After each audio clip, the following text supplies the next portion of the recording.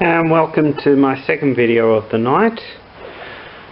This is going to go through my Imperial ships that I have for the custom miniatures that I have purchased through Mel's Miniatures, or alternatively through Etsy EC Henry. So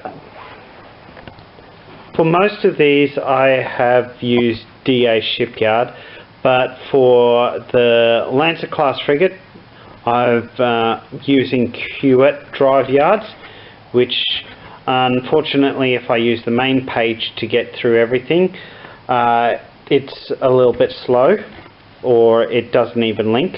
However, I have found a workaround, luckily, that it will allow me to get the cards that I need, or the images that I need, and then I will be able to purchase upgrades, the base plate, etc. from Etsy's shop, Methodical Geek.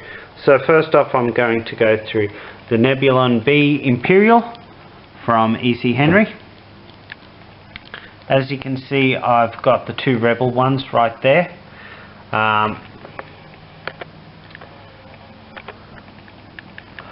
Both the Nebula B support is at 51 points, Escort Frigate is at 57.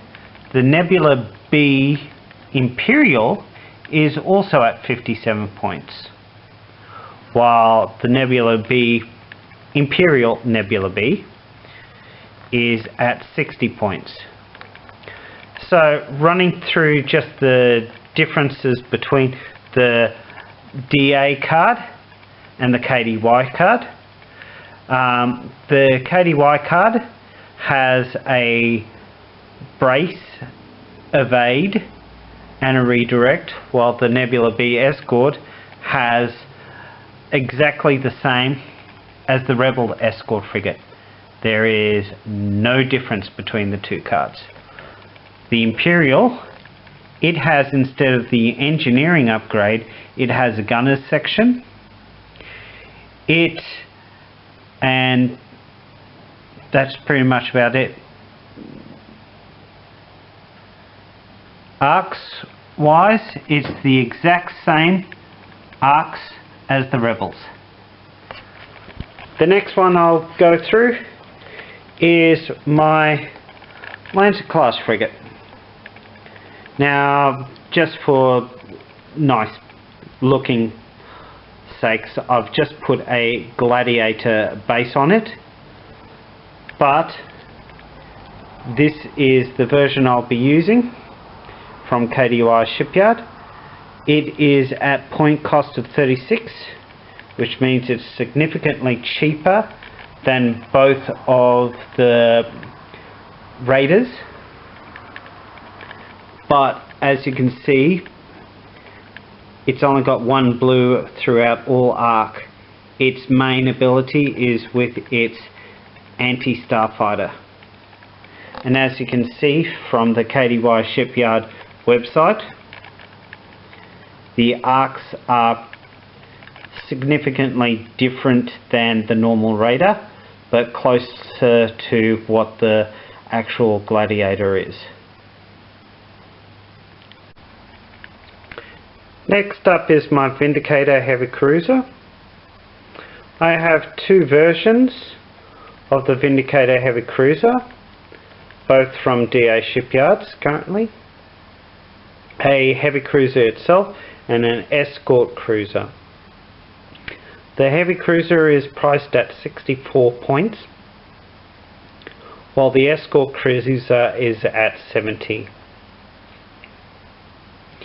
Both of them have hull values of 6.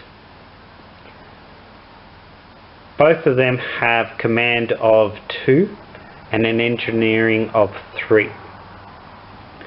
The Heavy Cruiser has a squadron of 2, 1 blue anti-starfighter, and its upgrade cards that it can have is an officer, engineering, offensive retrofit, defensive retrofit and an iron upgrade. On the other hand, the escort cruiser has a black and a blue for anti-starfighter, 3 squadron value, and in the upgrade bar it only has an officer, a gunner and a defensive retrofit. The shields and the weapons on both are exactly the same. The defense tokens on the escort cruiser is a brace, redirect and evade, which is duplicated also on the heavy cruiser. As for its firing arcs, you can see that I have currently got a gladiator card on it, just so that it sits nice and flat.